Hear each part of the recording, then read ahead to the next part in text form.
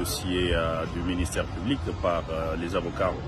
Aujourd'hui, le journaliste a été présenté en chambre de conseil pour permettre au tribunal de confirmer la détention préventive par une ordonnance à intervenir. Mais nous avons comparu comme avocats pour confirmer notre requête tendant à obtenir cette liberté provisoire, considérant que les conditions d'une mise en détention préventive telles que prévues par l'article 27 du Code de procédure pénale ne sont nullement réunies à ce jour. Non seulement que le journaliste a une résidence connue et fixe, et dont il est propriétaire d'ailleurs, et donc il n'est pas locataire. Son identité ne pose aucun problème, elle est bien connue, sa carte d'électeur a été vue, son passeport a été présenté, mais aussi il est un responsable, il a une profession stable qu'il exerce ici à Kinshasa et pour laquelle il ne peut pas prendre le risque de se soustraire. Nous avons donné toutes les garanties au tribunal siégeant en chambre de conseil pour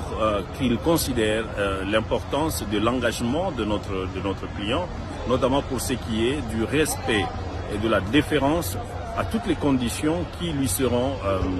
imposées au cas où cette liberté provisoire lui est accordée.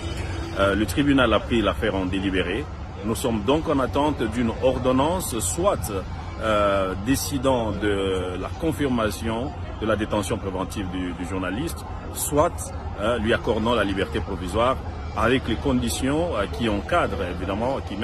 avec les conditions d'encadrement de cette liberté provisoire pour que, éventuellement, si jamais elle est accordée, le prévenu ne puisse en abuser. Mais que lui reproche-t-on exactement? Le ministère public affirme que notre client a fait usage d'un rapport qui est faux.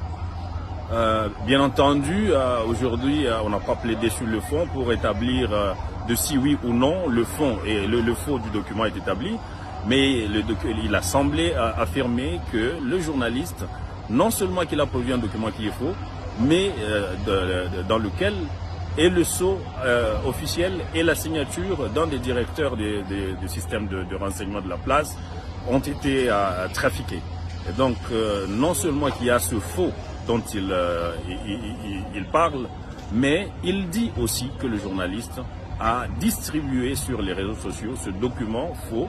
en ayant conscience qu'il était faux. Et tout cela, en fait, ne sont que des allégations pour le moment, parce que non seulement le faux n'est pas établi, mais aussi et surtout que notre client n'a jamais distribué ce document, n'a jamais lui-même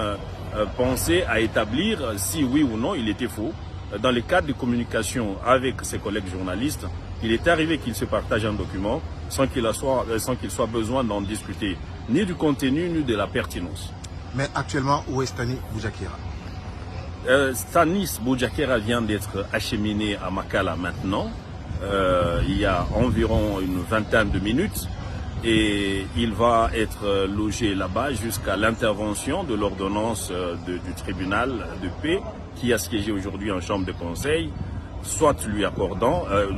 si jamais